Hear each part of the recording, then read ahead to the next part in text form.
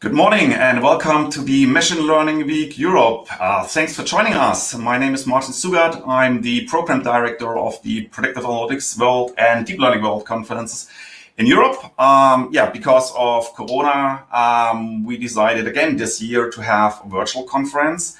And we also decided to try something out new. So over the past years, there were different conferences in Berlin and Munich, the Predictive Analytics World for Business, Predictive Analytics World for Industry 4.0.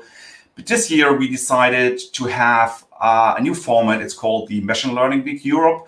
And that is 1 week with 5 days with 6 conferences.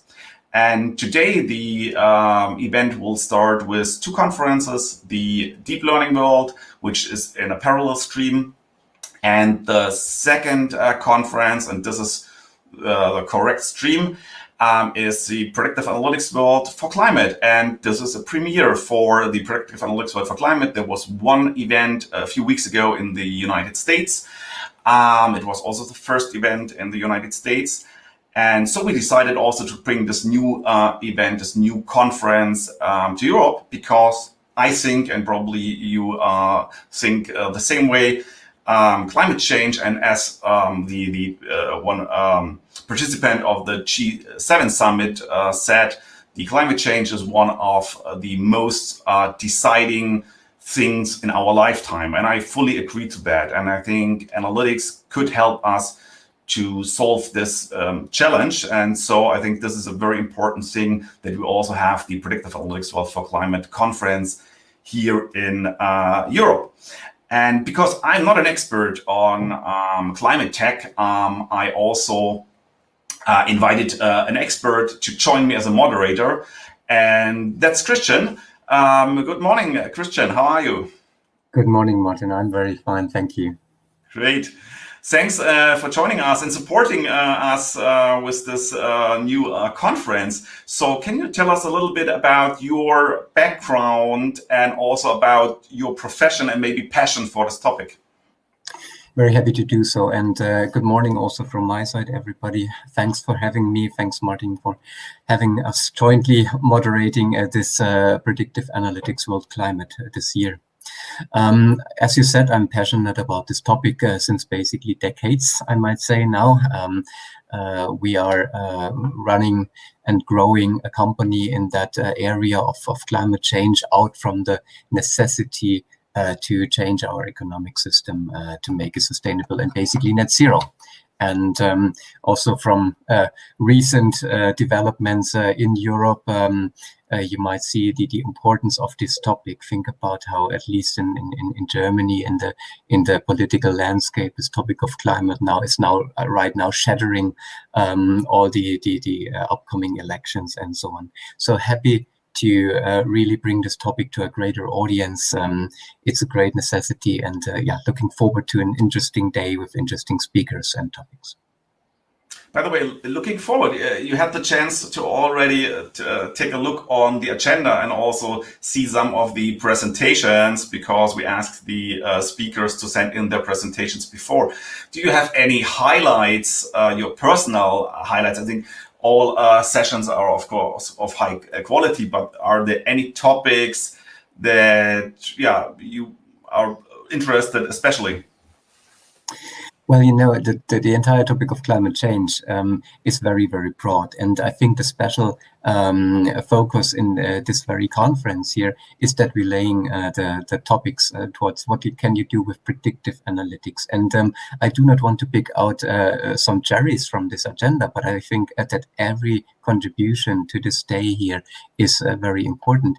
And we see topics regarding weather forecasting. We see topics regarding using unstructured corporate reports for getting climate signals out there. We see so many different things where cognitive technology, AI technology, predictive technology can help us shaping the net zero transition, and this is very needed. Yeah.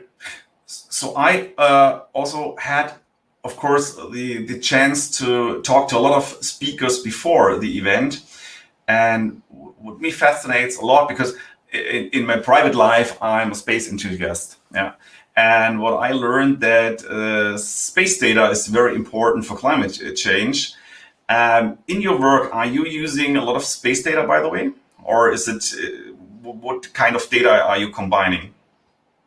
Yeah, the space data is an important thing, because when you look into climate predictions and the impact that climate change and also climate regulation will have on our business, and then how to mitigate and bring businesses to a path towards net zero, then you're always looking into, or you're always asked to kind of involve space data that tell you a lot about current and future climate and how it changes and so on.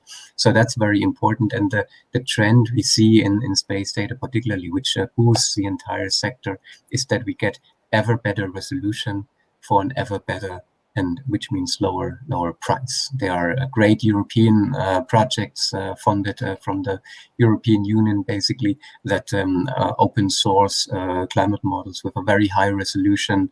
And this is exactly the thing that is needed to identify hotspots, to identify also business-related questions like insurance needs and things like that. Yeah. By the way, can you tell us a little bit more about your project? So what were your experiences over the last year, given the projects you did? Was it for the industry, for businesses, for governmental organizations? No, we are working for businesses, so for profit. It's a for-profit software service that we are offering. So we are doing risk analysis and impact analysis for smaller companies, particularly infrastructure, real estate. So we are working with companies together in the area of collecting climate-related data, which goes much more beyond energy purchases and things like that. There's much more behind that. And then also identifying the business risks, basically, that lie in this data. So what kind of costs are a company, are real estate owners and so on exposed with climate regulation, but also with climate change as such, but also what opportunities do companies and organizations face in regards of these changes that are ahead of us now. So this goes broad into the industry sector, but also in the real estate and project infrastructure sector. And I think we will learn about it in a few moments, because you also have one of the contributions during the next expert round. Could you also tell us a little bit about your background? Because I think a lot of people that want to go into the climate tech industry, and they, of course, think about, okay, what are the first steps for a career in this industry? So how do you get in this industry? Yeah, it is an interesting story that takes I think everybody who is working in that industry quite some time to go in there. And the reason is not that we wouldn't know what to do, but the reason is the market uptake. Obviously, yeah, we see that over the last decade, large companies started to take this topic serious, but it's really a slow and year-long process. So my personal background is physics. I studied physics quite some time ago, and my first kind of in-depth touch point with climate and climate science and so on is during the PhD. So I was doing it in Forschungszentrum Jülich in Germany, where we measured and analyzed the aerosols that are emitted, so to say, by plants. And the aerosols, they have a climate effect. Yeah, if they are so-called white aerosols, then they are more reflecting sunlight, keeping the earth cool. And if they are black aerosols, which are basically produced by soot from diesel cars and so on, then they are binding energy from the sun, and then it leads to a warming effect. And this aerosol effect at this time when I did the PhD quite some years ago was not so well understood. This changes now, and we are getting ever more into that field. But to transfer this into a business context, it took quite some time. Now, since about 2015, we are in a very well position, as we had the Paris conference in 2015, where a lot of companies decided to act on climate change. I mean, we all know that the decisions are not enough to reach the goals of 2 degrees max global average warming, or even 1.5 degrees, but it changes something. And the changes, interestingly, happen from a field where you wouldn't have expected. They are coming from the financial area. And this is also that field that took me then on a professional side in climate business and climate change mitigation business. And I think this is also how you met our first speakers. So yes, now you have the honor to announce our first speakers, our first speaker. And yeah, the stage is yours, and I will mute myself again. Thank you, Martin. It was a pleasure. And yes, let's start this expert round and introducing our first speaker, who is Pedro Baiz from London. Thanks for dialing in. Martin, you said already that I'm happy to introduce you because we know each other. We are working together in the context of the Blockchain Climate Institute, which is a British think tank, as the name suggests, doing research and projects together with industry, predominantly finance industry and governance and so on, regarding the question, how can blockchain be one part of the tools that can help mitigating climate change. So, Pedro, you are an academic and also a businessman out of London, working in the research and implementation of climate related projects, doing consultancy with banks, with companies, doing also a lot of research coordination, research management regarding climate mitigation. We're working together in a project regarding real estate climate mitigation. So I couldn't be more happy than having you as a real expert on that field, and looking very much forward to your contribution. Thank you very much, Christian, and thank you very much as well, Martin, and well, all the team behind the conference. You know, it's been great, and well, thank you for the opportunity. So, well, I know I have less than 10 minutes. First, probably this slide to give a bit more context, as Christian mentioned. A lot of the work here is part of my ongoing research across multiple organizations, including the Blockchain and Climate Institute, which is the main logo you see there in the middle. But I'm working with other organizations, and I think I should mention the roles that I have at Imperial College, which was funded by the Royal Society, which allowed me to start into this huge, broad field and keep expanding. And also, I work very closely as well with the British Standard Institution and ISO, the International Standards Organization. I'm actually the UK representative to the Chairman Advisory Group for TC322, which is on sustainable finance. So having this as an intro, this is kind of the overview. I'll start with the basics, you know, what is definitions, and probably the key problem that I'm trying to help, as mentioned before by Christian. This is a huge expanding field. You know, you can focus if you want on just climate change modeling. I'm very focused on finance and the intersection with sustainability, and I'll try to give you here over these 8 minutes an overview of this field, and especially the link with AI. So the definition is very basic here. In terms of how the market is referring to this field now more regularly is through ESG. Kind of a short version is sustainable finance refers to the process of taking environmental, social, and governance considerations into account when making financial decisions. This is a field that is still, you know, its definition is under discussion, but I'm trying to follow, you know, that's why I'm engaged organizations like ISO, which at the same time is following standards from organizations like UNEP and so on. This, what you see here, actually is from UNEP, the United Nations Environmental Program, of what actually sustainable finance could involve. And I know that most people refer to climate, and actually a lot of the discussions were on climate, but sustainable finance is much bigger than just environmental aspects. It involves social, economics, and governance aspects, and environmental on its own. You know, you can subdivide it as well, still into several areas as well. You know, whether it's climate, green, and even social environmental, when you actually start combining some of this. It is big, as you can see, complex, and well, that's what sometimes make it a bit challenging. Why are we doing this? I think we should talk about why is everybody talking more and more about this? And I think since last year, the evidence, especially to convince typical financial experts and markets, is that the performance of ESG funds is becoming clearly a leading factor for a winning formula. These are just on the left. We have the Financial Times, article from last year. This was June 2020, but again, S&P 500 2020 as well shows you how now ESG is the new norm. If you want to have a good return on your investment.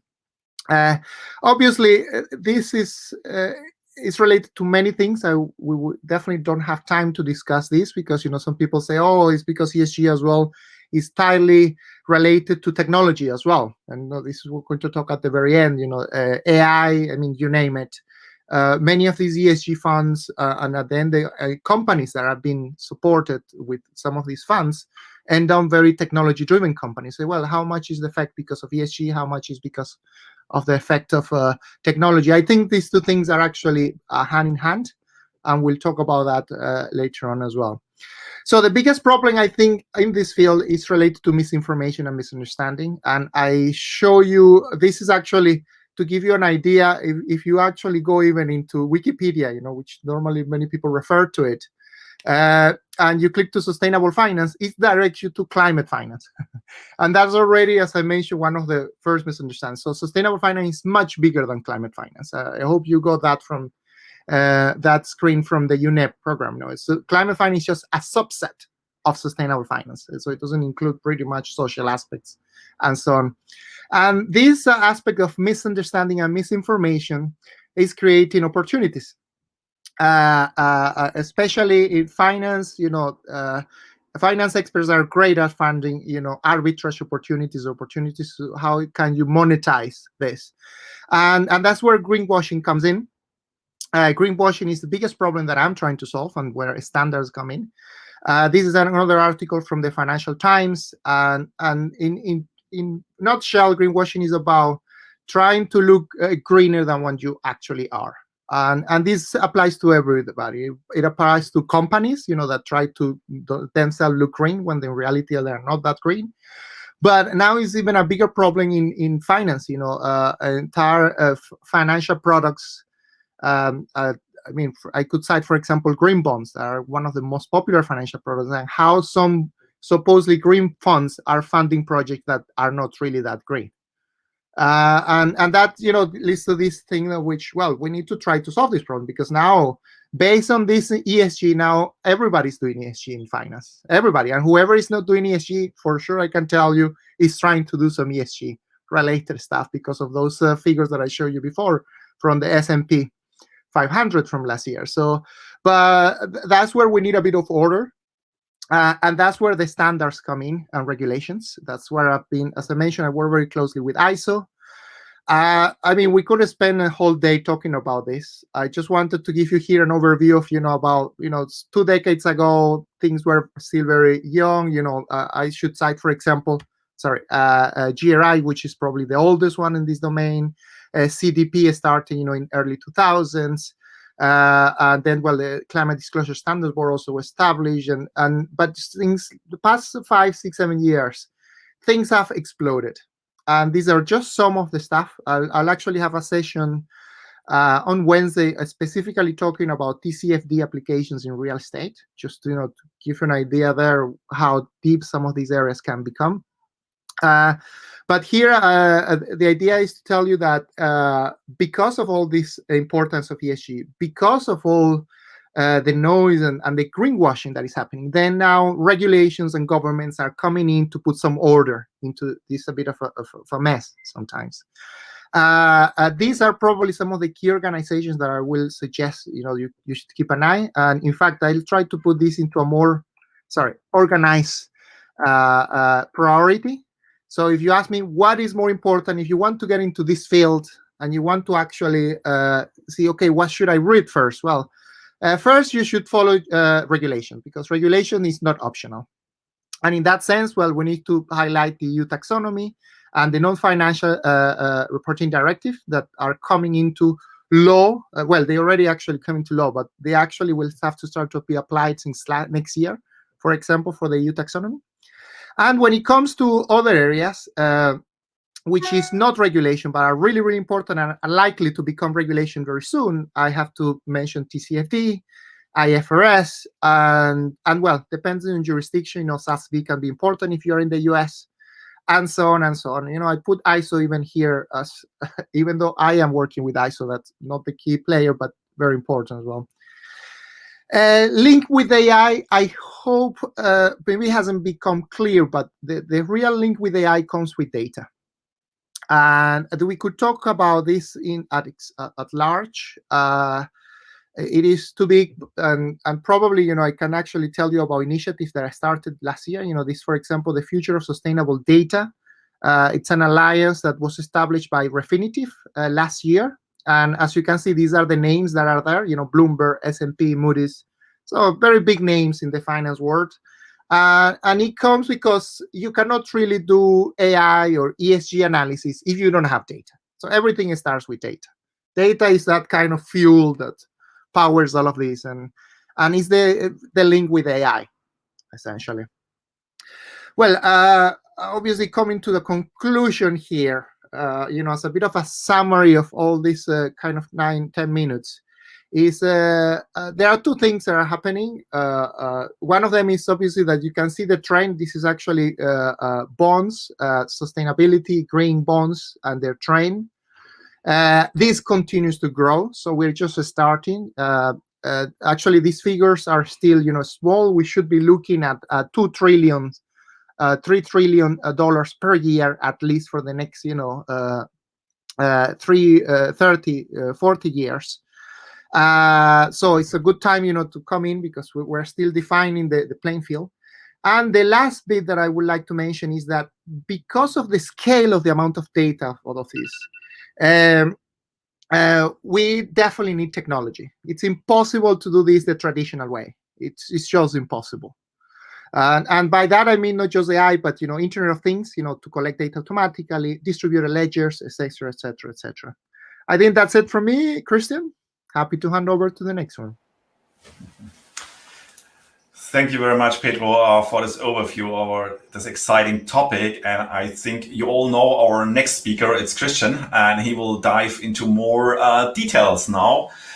Christian, the stage is yours.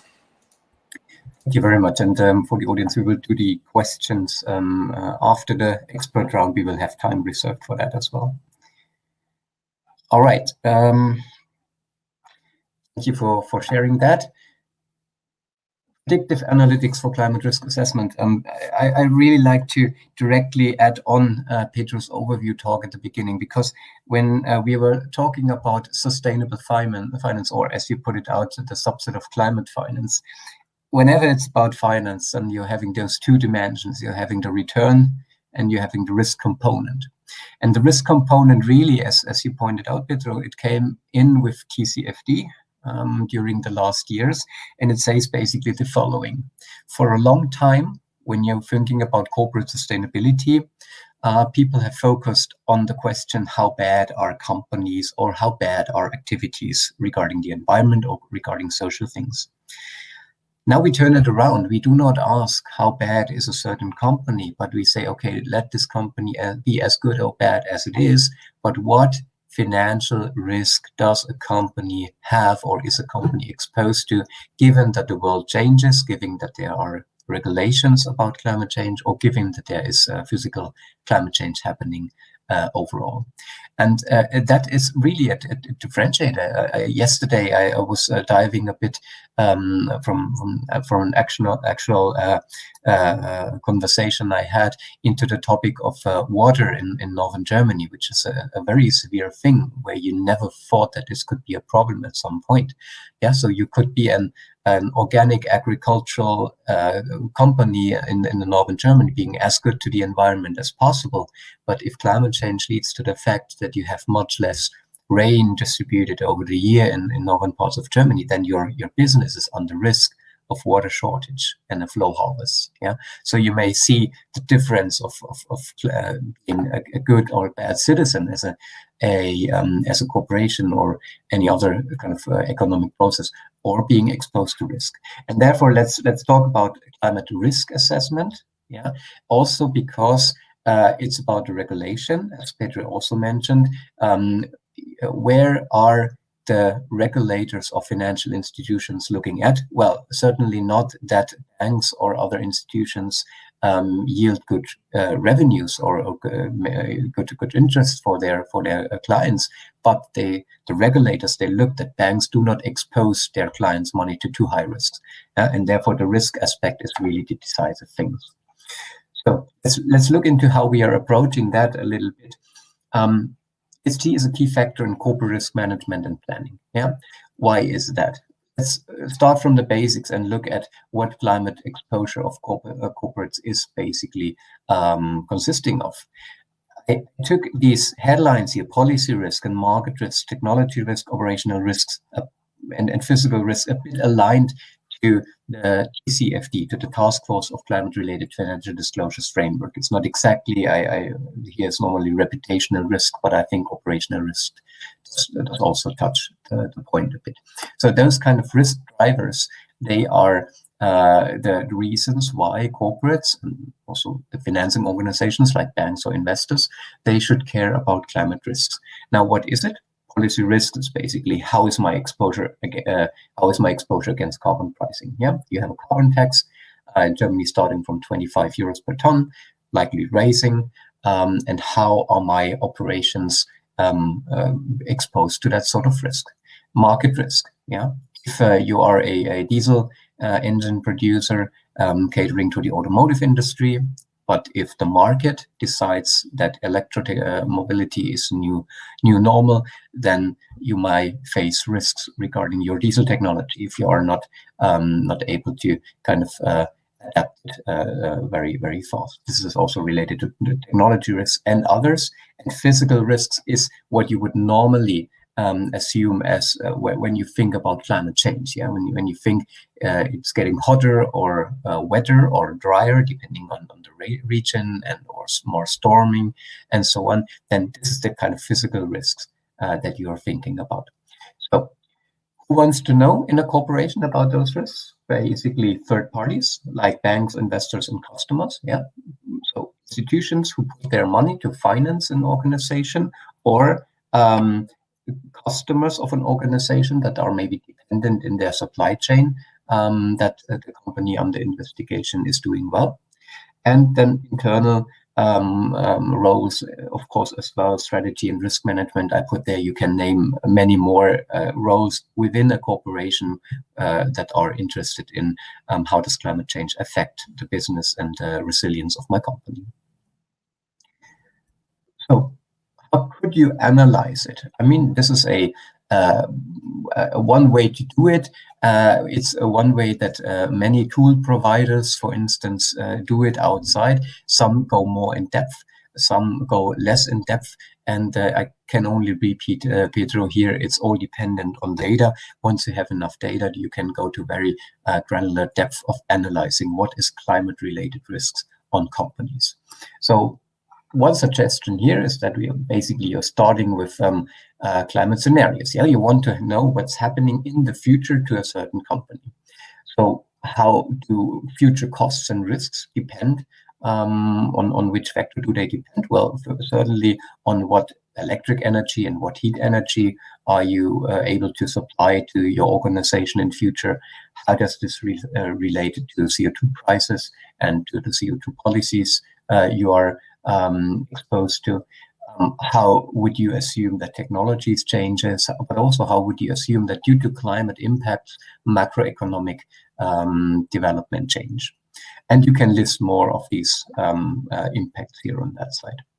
Now, if you extrapolate that into the future, and there are organizations who are doing this, you can also, for certain of those modules, buy or at least gather data.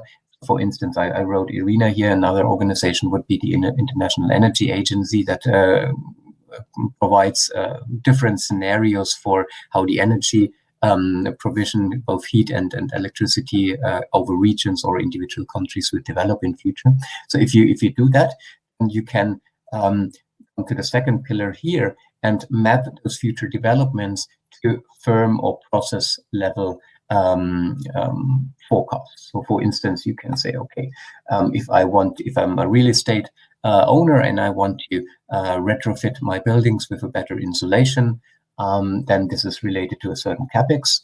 This is maybe also related to a certain opex because I need lower amounts of energy to buy for heating or cooling the building. So you will get into financial numbers quite soon and can map this.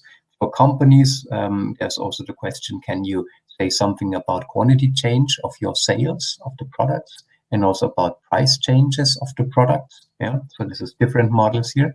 And with all those always climate-induced changes, yeah, you can add up them to a revenue change and then further also to a profit change. And this is what is most interesting when you're when you're coming to the end of this analysis, resulting at a profit change, because then you can go into all the financial metrics quite easily. Yeah, you can, if you're an investor, you can, based on those profits, you can calculate return on invest of your investments. If you are a bank and lending, for instance, a corporate loan to a company, you can calculate things like a value at risk or a probability of default and many more financial metrics. But the climate impact and climate risk scenario modeling, future-oriented, this is happening on this side here, and shows you a bit steps to be taken. This is also not our invention. This is there are nice overview papers from ETH University in Zurich, for instance, that I really like to sign here. Very good work, how different climate-related financial risk tools are working and where the deficiencies and also the improvement potential for the future lies. We do it in a certain more probabilistic way. So just to give you an impression, we collect ESG, so environmental, social, and governmental data about companies. We merge them with fundamental data, which is revenues, number of employees, sectors, operations, and so on. That gives an entity. And then we are having abatement options. Yeah, this can be for think about a building again. This can be replacing windows, insulation, even PV solar rooftop options. Everything that kind of you can do to a building, yeah, to make the building greener or at least more resilient to climate change.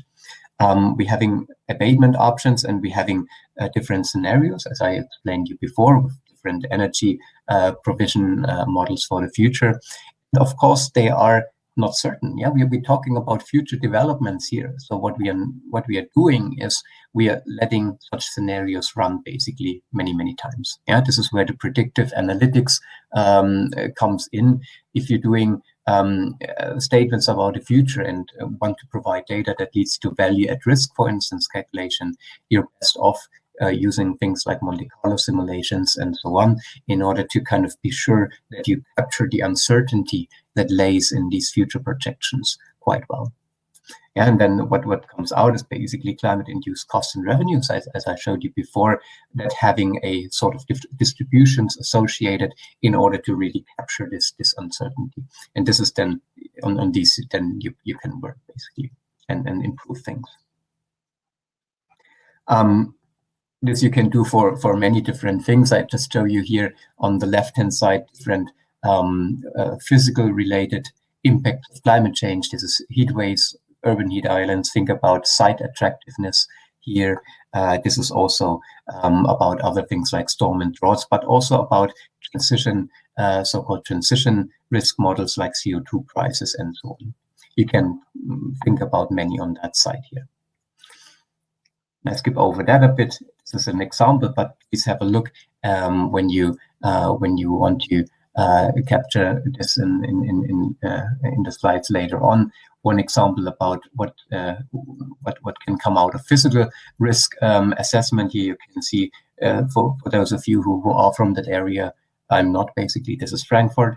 This is River Main. And here's this Frankfurt downtown, and there's some location here. And you can see in this yellow area the expected flooding of the mine in a certain scenario for a certain time frame and so on. And based on these analysis, future-oriented analysis, you can then calculate physical risks on certain assets. So I'm coming to the end of these 10 minutes. Thank you very much for having us. I'm looking forward to your questions at the end. Thank you very much, Christian, for this deep dive into climate risk assessment. I think there are a lot of questions, and if you have any questions for Christian, there will be a Q&A after the next presentation. So we will have about 10 to 20 minutes for the Q&A. And of course, you also have the contact details of Christian, and you have the possibility, if you look on Hopin, you can contact the speakers via Hopin. So there are many chances to ask your questions. So the next speaker is already waiting and is Sharmistha. And she is, let me remove Christian. And she's from India. And I mean, that's really a great experience having speakers from really all over the world. The conferences are called Predictive Analytics World. And I mean, there is one disadvantage with this whole Corona thing. We have to have virtual conferences, but this also gives the opportunity to invite really people from all over the world.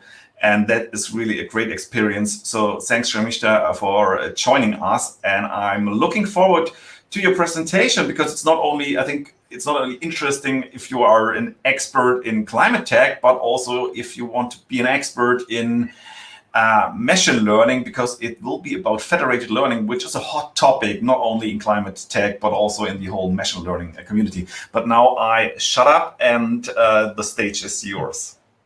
Yeah, thank you, Martin, thank you, Pedro, and thank you, Christian, for your wonderful overview on climate changes, the risks in financial sector, and overall what is happening and how to look at standardization. So I will be mainly talking on the AI and machine learning aspects of climate changes, that how do we handle those, how do we mitigate the risks, and how do we better develop models that is more sustainable for the environment.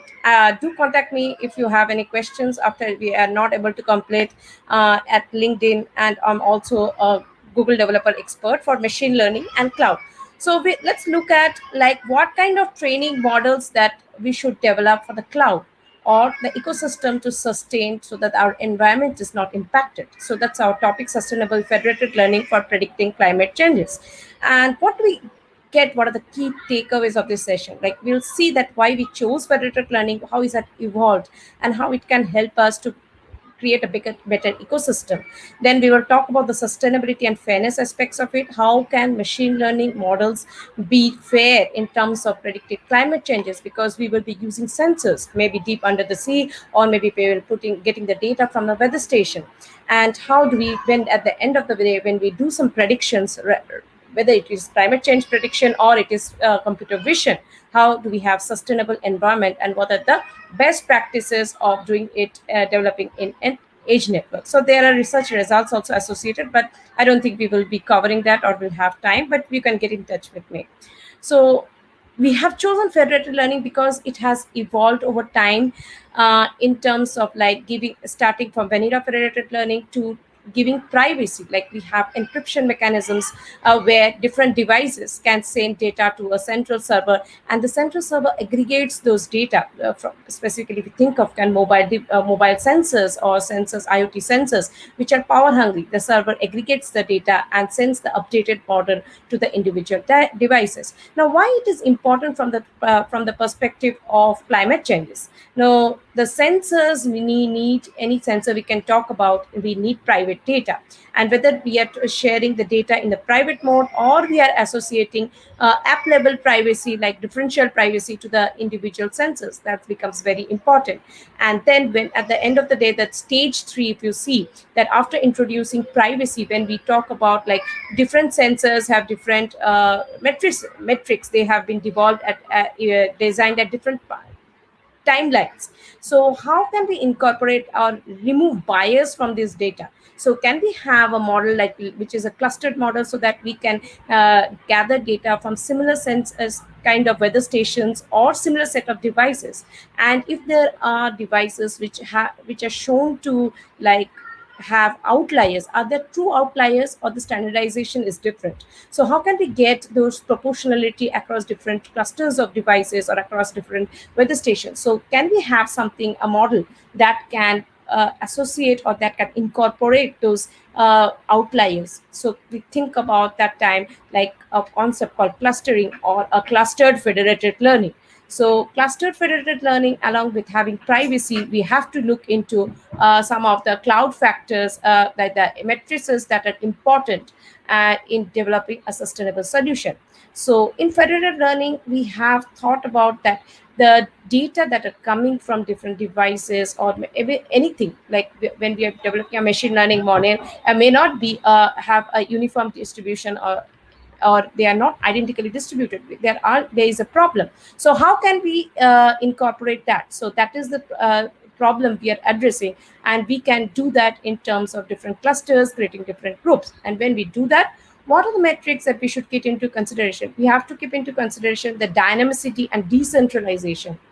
So we are moving from centralized approach to decentralized approach, where a lot of devices are can be positioned at different locations. Now, when we are thinking about the server and how do we the server sustains the load of aggregating the models, so are we choosing the right data centers?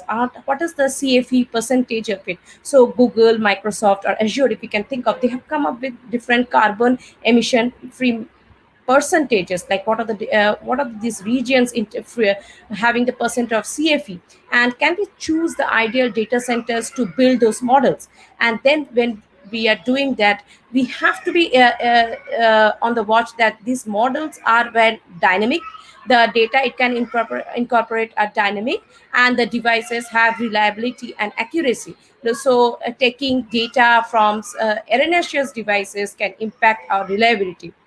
And when we have brought all these 5 factors into consideration, like the fairness, dynamicity, decentralization, reliability, and privacy and accuracy, then we are not only looking at CFE percentages. If you can see, we are also looking at grid carbon intensity, like if the devices are IoT, are they connected to the right power grids? And in terms of that, can we measure the amount of energy that they are expediting?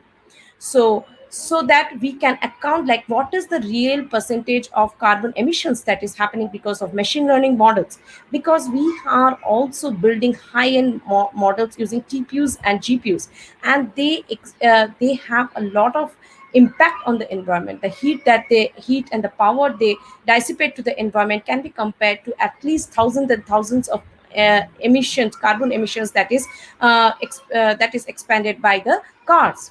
So net effect is that we have to compute the net carbon emissions, and when we do that, we always have a check on these 3 parameters, like the CFE percentage, grid carbon intensity, net carbon emissions, as well as the power usage effectiveness, and choosing the right data center, as well as the having running jobs in batch, so that we are not adding too much carbon to the environment, running the jobs in the, and having the organization policy that we has already Christian and Martin and Pedro has highlighted. The organization policy has to be incorporated, that they are able to build sustainable cloud solutions. Now, it's a huge impact. We know that what can carbon emissions or the high change in temperature can cause to the environment. There is no option B, planet. So we have to keep our planet very healthy, so that for future generations can live and thrive. So this is the report on the right-hand side. You can see from 1940 to 1960 to 2000, right from 1990, there's an exponential rise in the global temperature, and that's given by all these 4 main standardization bodies, be it NASA, Global Institute, or Met Office, or in National Climate Data Center. Then as it happens, like temperature anomalies will be there, weather anomalies will be there, and it will be season to season and year to year. And when we fill the data from the sensors, we are using different machine learning techniques to fill in the gaps surrounding the measurements. And we have to rely on traceability to system units. Like we have an universal metrics that we can associate the metrics that we are getting from different devices.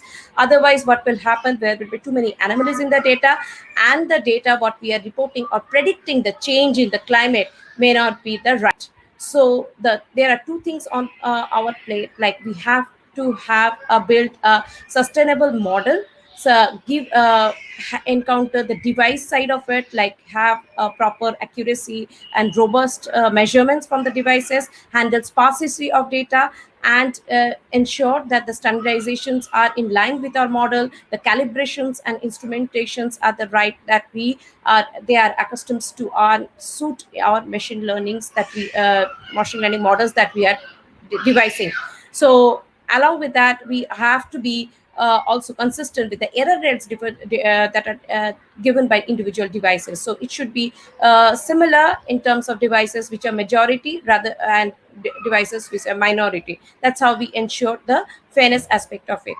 And as we have seen the change in temperature, now we have moved to federated learning models which are more lightweight in communications. We try to reduce the communications from the devices and the servers, so that we create a greener impact. And this is a twofold objective. It is not only the duty of the data scientists to build algorithms that minimize emissions, but it is also the duty of the device manufacturers to increase the transparency, like what all GPUs or TPUs that we will be running and how much energy or carbon emissions they are having. So it is a twofold duty on both sides of it that helps us to reduce the environmental impact, increase the efficiency of the hardware, and have a stronger and industry transparency. So we have some results on that. I'll just quickly show you the results. So if you see that Fed average have power usage of 4.7 to 6.3, that is the on CIFR 10 data set, compared to the power usage that is on the centralized model. Similarly, if you have used speech commands, that the amount of energy per device, the cost to reach the threshold has decreased dramatically in compared to like centralized approach. So the more factors that we have to keep in mind is the distribution and size of the client data set. Are the clients going to come and send to the server at the right time together? Like what is the energy profile they are having? Then how much training rounds they are going to have? What is the model architecture? And what is the heterogeneity of the federated learning setup? And what are the physical location, as we have talked about, of the data centers? And when we have that, the conclusion is like, we can have ambient energy resources from the client, and the client can send the data to the server whenever energy is available. But that will be a more slow solution, and the machine learning model may be slow to gain the aggregated model. But we can also send when wait for the clients to have sufficient energy, even the weakest one of it, and send the data to the cloud. But that can have a better performance, but it can be again a little bit slower. So what we can do is to combine these two and use the best the client's energy profile, and they can help us to minimize the carbon emissions and have a right trade-off between accuracy and energy.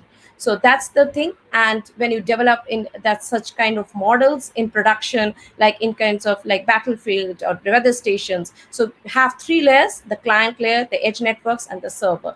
The client does all the feature processing, sending it to the edge networks. The edge network does all the loss computation, model updates, and send it to the server. And that's the like some of those benchmark comparisons, like how benchmark 1, where the clients really send as soon as they have energy, they send the updates, while benchmark 2 they wait. While that algorithm 1 and Fed average, you can see it's a very consistent and robust model, where we can utilize the ambient sources, the client's energy profile, and we use federated learning to leverage and build the best model that is suitable for the environment. And these are the just summary what we have talked about: the security and encryption point of it, building fair models, and then from the ecosystem perspective, like how we can use ambient sources to get energy for the clients, and then build proper quantized, compressed machine learning models based on the energy arrival patterns, and help to build a model that is sustainable for the perspective of the employment by having less and efficient power usage. Thank you. I hand it over to the moderators.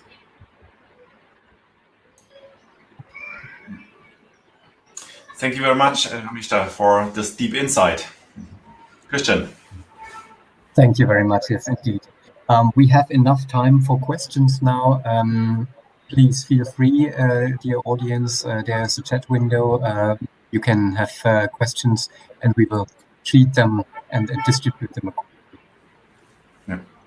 So I take the chance to ask one questions to Pedro and Sharmistha, to both of you.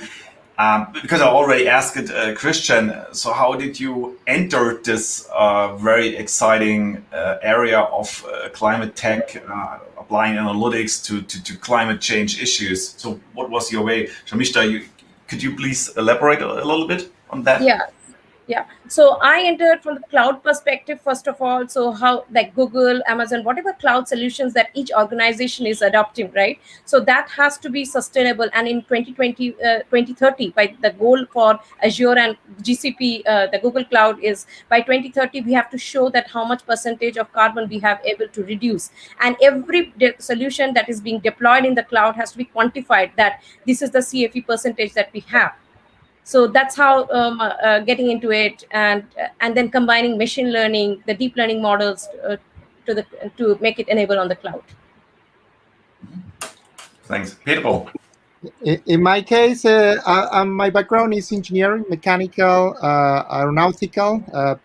Spent 12 years at uni doing a lot of computing and math. But when I left, I became a consultant for AI data science consultancy. And that data science consultancy, I was doing it for companies, organizations like London Underground, Heathrow Airport, so transport, energy as well, National Grid, UK Power Network, for example, distribution, etc., etc. Working a lot in IoT, etc., in all this domain. And it was very interesting how all these efficiencies, because of technology, led as a result as well, very good efficiencies in terms of energy reduction, emissions reductions.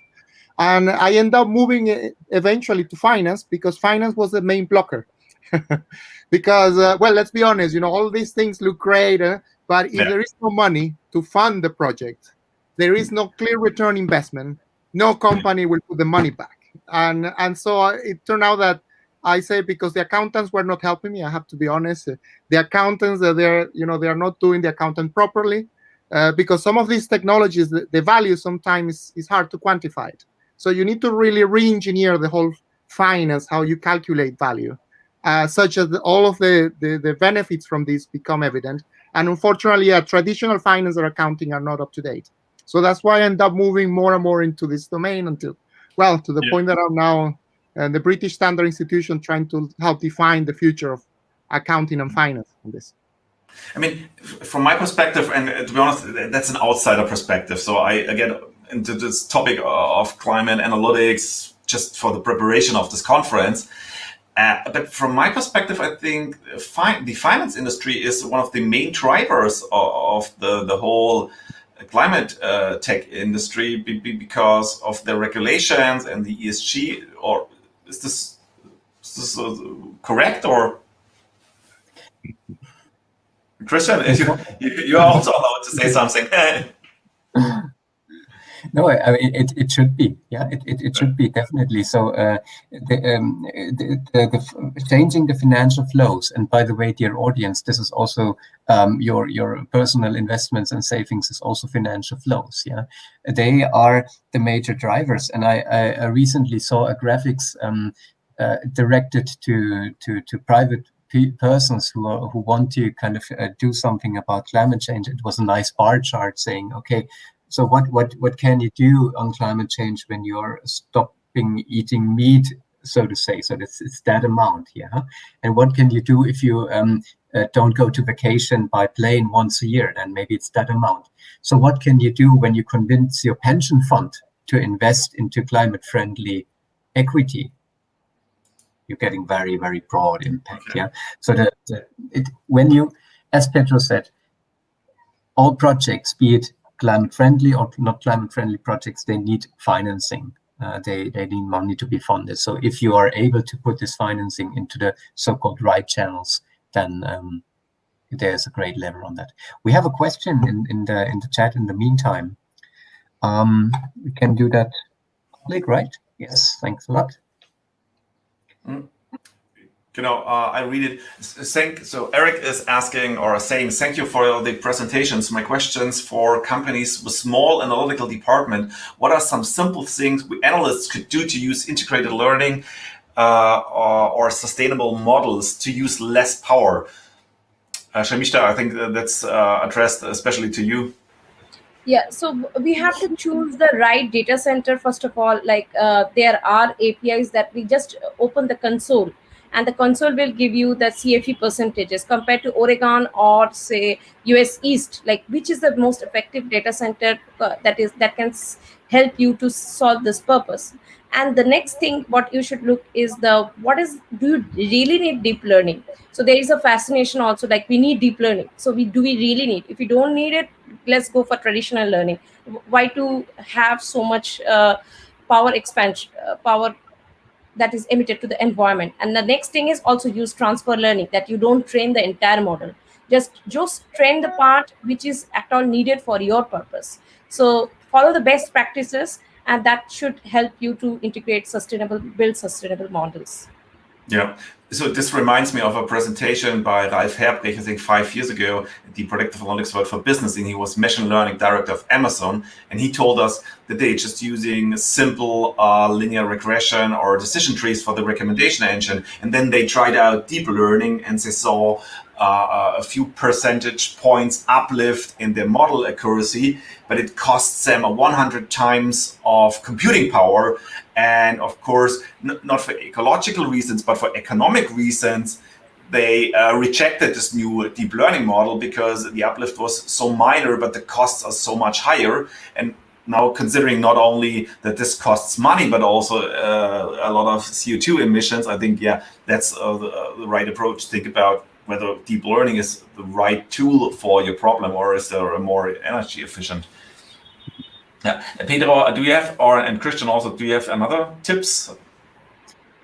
Well, it is generally the case that first of all, computing power is one aspect, of energy emissions, but it is first of all a partly mitigable aspect, because when you power your organizations or your data centers, as Google is partly doing that with renewable energy, then at least the carbon footprint of your cloud solutions becomes lower. What is harder to replace is any sorts of heat in an organization, any sorts of, when you think about not the service industry, but the manufacturing industry, any sorts of pressurized air sort of applications, where you really move matter, so to say, any sorts of logistics operations. And there I think that predictive analytics can help also a lot by controlling and so forecasting demands of such energy sinks earlier, also by fine-tuning logistics routes and networks, and so, which is already done. And you said it a few minutes ago, that the interplay between ecologic and economic reasons. In the end, it's that what the problem is, what we're having with climate change and with others, is that we so-called externalized the costs that our operations have to the environment and to the planet, right? And now the political fight is about how to best and most fair and most kind of interest-driven internalize those costs. Yeah. So who shall pay for it? That's the thing that needs to be answered. And once these things get a price, and we are starting now with carbon pricing, and this will get bigger and get broader. So this internalization gets more severe. Then the idea is that now market mechanisms will take over, and companies and organizations will react accordingly and save energy, save carbon, and so on. Yeah. By the way, tomorrow at the Predictive Analytics World for Industry 4.0, there will be sessions about how to optimize cloud computing standards with predictive analytics, or there is a smart information and communication technology expert round on this. Yeah. Pedro.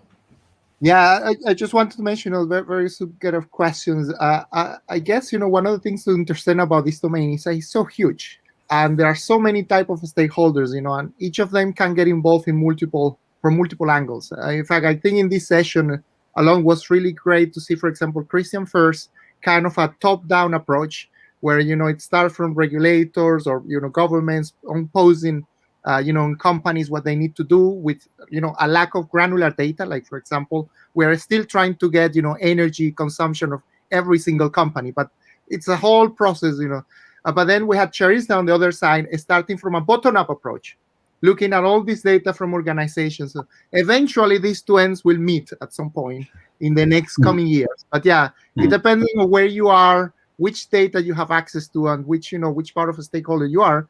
You can start that process, at the end, all of these should actually meet all together.